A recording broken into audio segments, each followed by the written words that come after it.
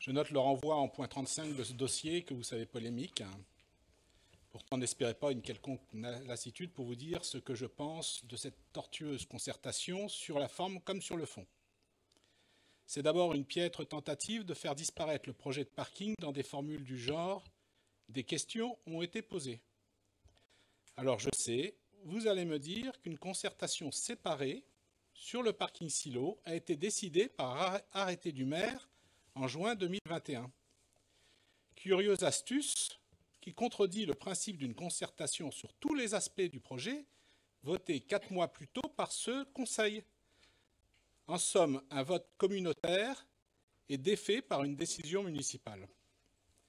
À tel point que jamais les habitants les plus concernés n'ont pris la mesure de cette double sollicitation.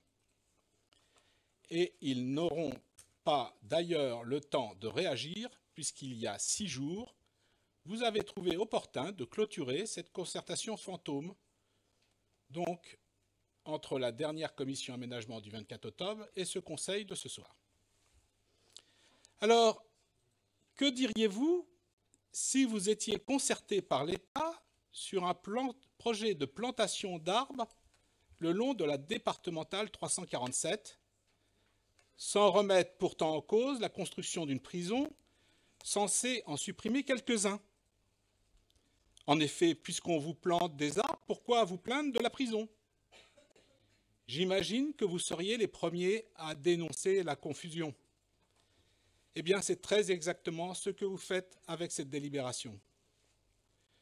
Vous comprenez donc qu'il est incompréhensible de décorréler le réaménagement des places Académie et Kennedy de la construction du parking silo. Aucun argument administratif ne peut être avancé pour justifier cette démarche. Le Conseil communautaire a acté le principe d'une concertation générale et nous attendons en conséquence un compte-rendu qui mette aussi en évidence les oppositions qui s'expriment. J'entends quelquefois que les Angevins à vélo seraient les seules personnes à s'opposer à ce parking, qui pourrait en effet apparaître comme une solution de stationnement pour les habitants de la Couronne ou bien même pour les touristes. Or, je vous signale qu'à 19 h, il y avait 576 places disponibles dans les 5 parkings de proximité. Et à cet instant précis, il y en a plus de 610. Vous pouvez vérifier cela en direct avec votre téléphone. D'autant plus, d'ailleurs, que le récent passage au payant du parking du quai amplifie cette tendance. Et je ne tiens pas compte là de la disponibilité des places en surface. Sachez enfin que par expérience, cette disponibilité de stationnement est vérifiée en continu, quelle que soit l'heure ou le jour. Donc à quoi bon construire un parking de 300 places? D'évidence, il n'y a pas lieu de polémiquer sur un éventuel problème de sous-capacité de stationnement pour nos visiteurs. En revanche, il faut voir dans l'opposition à ce parking une vraie opportunité pour tordre le cou à ces vieux réflexes que tous ensemble nous dénonçons à longueur de conseil. Encore une fois, avec la première délibération visant à sauvegarder la biodiversité. Nous devons faire en sorte que les automobilistes ne viennent plus s'entasser dans les embouteillages sans fin, où ils perdent leur temps et leur argent et mettent en péril leur santé physique et morale. Un bon moyen aussi de diminuer les gaz à effet de serre que nous nous sommes engagés à réduire. Pour cela, nous devons renforcer en masse la fréquence et la densité des transports en commun, y compris en ouvrant des lignes de bus express en site protégé. Vous le constatez chaque jour sur les réseaux sociaux ou par des interpellations en direct. Les citoyens de tous âges sont en attente de ces améliorations car certains vivent une galère quotidienne pour se déplacer.